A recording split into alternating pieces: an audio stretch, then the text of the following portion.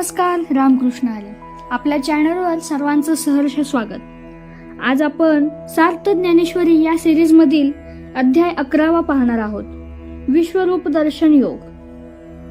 श्री ज्ञानेश्वरी ग्रंथाचा हा 11वा अध्याय म्हणजे गीतेचा गूढ अर्थ, शांत अन अद्भुत रस ह्यांचा सुरेख त्रिवेणी संगम आहे. मागील 10व्या अध्यायामध्ये भगवंतांनी अर्जुनास आपल्या अनेक विभूती समजावून दिल्या. भगवंताचे ते विश्वव्यापक रूप ज्ञात झाल्यावर अर्जुनाच्या मनात एक सात्विक भावना जागी झाली.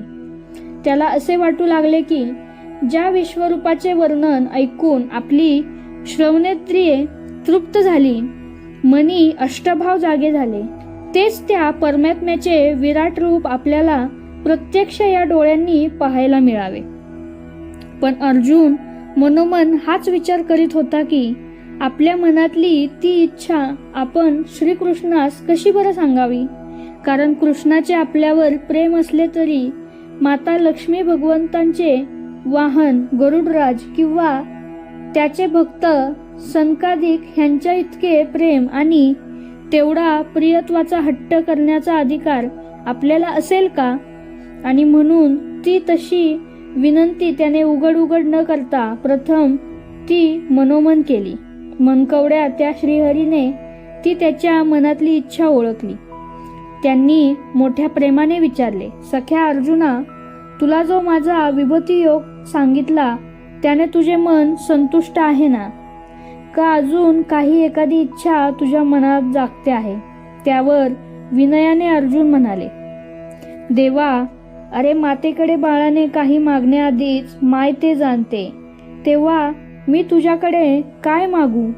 तू आता विचारतो आहेस म्हणून म्हणतो की परमात्म्या, माझ्या मनात तुझे ते विश्वरूप प्रत्यक्ष डोळ्यांनी पाहण्याची इच्छा जागते आहे.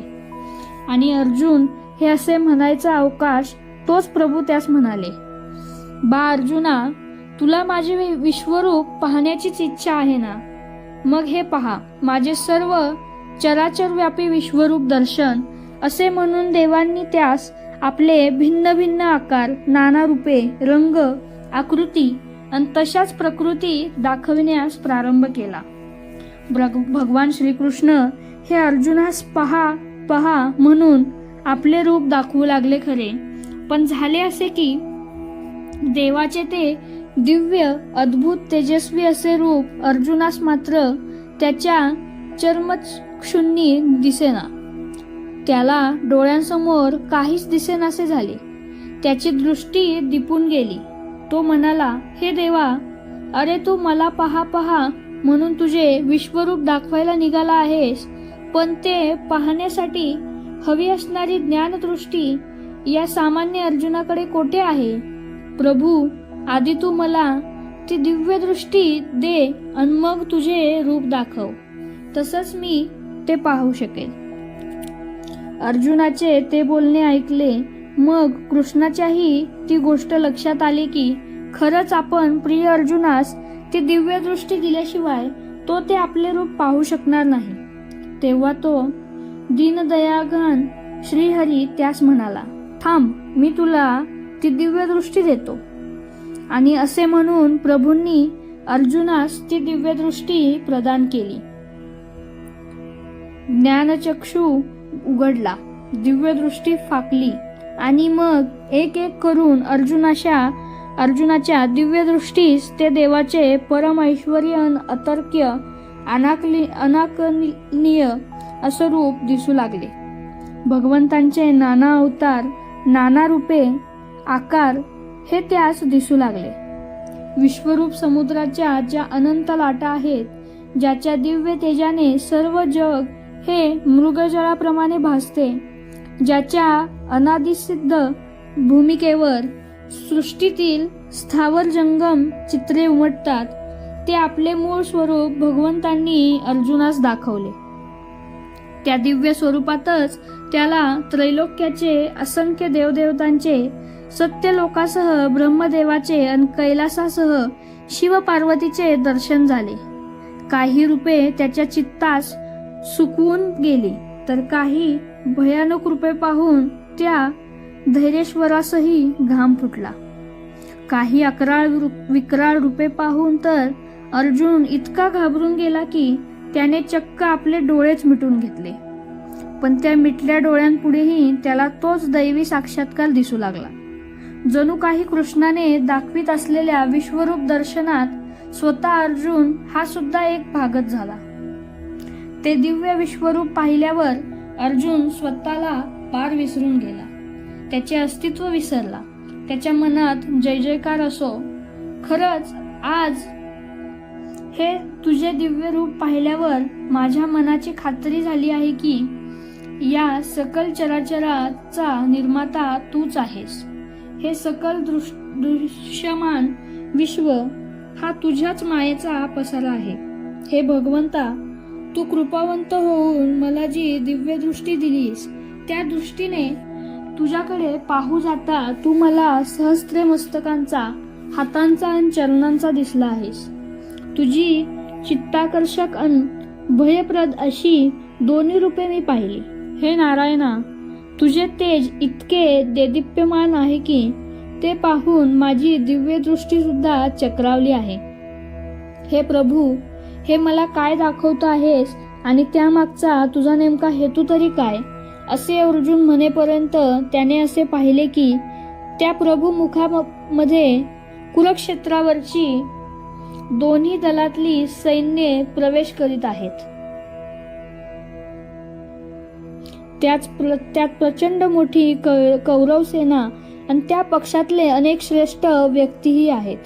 कौरवांना सहाय्य करायला आलेले रथी महारथी त्यांच्या अश्व गज रथांसकट त्या श्रीहरीच्या विराट रूपाच्या पसरलेल्या मुखात प्रवेश करीत आहेत.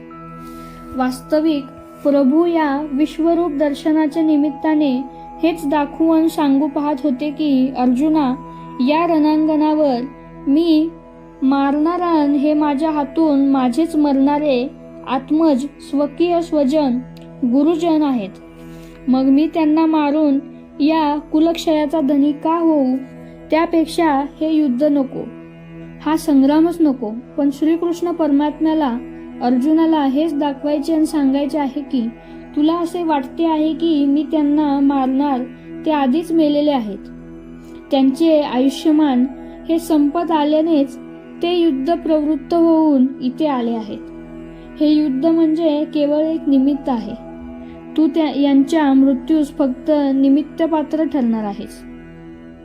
हे सर्वजण चित्रातल्या बाहुल्यांप्रमाणे असून ते या काळाच्या मुखी पडणारच आहेत. इथे श्रीकृष्ण भगवान हे हा सारा चित्रपट दाखवून अर्जुनास हेच बोधू इच्छितात की तू तुझी भ्रांती, मोह, माया, ममता दूर कर आणि हे युद्ध कर. तोच तुझा उचित शास्त्रधर्म आहे. या समयी त्या कर्माचे आचरण करणे हाच तुझा उचित धर्म असून त्यातच तुझे कल्याण आहे. तो तसा प्रचंड संहार दाखवित असताना इकडे मात्र भगवान श्रीकृष्ण अर्जुनास सांगत होते की अर्जुना, हा संग्राम, हे युद्ध, हा विनाश अटळ आहे. हे घडणारच आहे, कारण त्यांचा काळच त्यांना इथे घेऊन आला आहे. तो काळ म्हणजेही मीच. या भविष्यातला विराट संग्रामात मी तुझे रक्षण करणार आहे. कारण तुमचे रक्षण म्हणजे माझ्या भक्तांचे सत्याचे, न्यायाचे, सत्वाचे रक्षण आहे. अधर्म, अत्याचार, अनिती ह्यांचा नाश होणार आहे. धर्माचे रक्षण आणि प्रतिष्ठापना होणार आहे. प्रभू हे असं अर्जुनास एकीकडे सांगत होते आणि दुसरीकडे अर्जुन मात्र ते भयानक विनाशाचे चित्र पाहून पुरताच गलितगात्र झाला होता. तो मनोमन एकसारखी विनवणी करीत होता की प्रभू, नको नको आता हे दर्शन. हे तुझे विराट रूप तुझे तूच आवरून घे आणि मला तुझे ते सर्वसाधारण आमच्या चित्तास सुखावणारे दर्शनच परत घडव. त्यावेळी अर्जुन भगवंतास असेही म्हणू लागला की हे परमेश्वरा, या सकल विश्वात तू आणि तुझ्यातच हे सकल विश्व सामावलेले आहे. याची साक्ष आता मला पटली आहे. हे सर्वव्यापी, सर्वसाक्षी सर्वेश्वरा, तुला माझा नमस्कार आहे. अरे मी मात्र तुझे हे विश्वरूप न जाणता माझ्या मूळ ज्ञानाने तुला माझा सारथी मानत होतो. तुला मी न जाणता माझ्यासाठी किती कष्ट दिले. मी तुझ्याकडे नाना हट्ट केले.